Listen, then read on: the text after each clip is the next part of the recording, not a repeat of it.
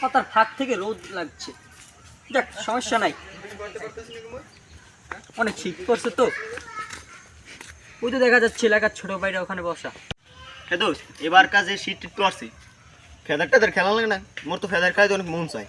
বন্ধু মোরও তো খেলতে মন চায়, কিন্তু ফেদার যে কোটটা ডাকমু অনেক তো টাকা পয়সার ব্যাপার।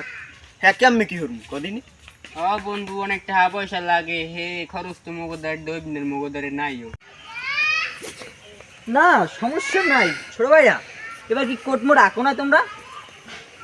ভাই আপনি বান্দরের না লাফালাফি করেন কে? আপনি কে? আপনার তো চিনলাম না। না, অনেকেই চিনে না, অনেক পরিবর্তন তো, ঢাকায় থাকি।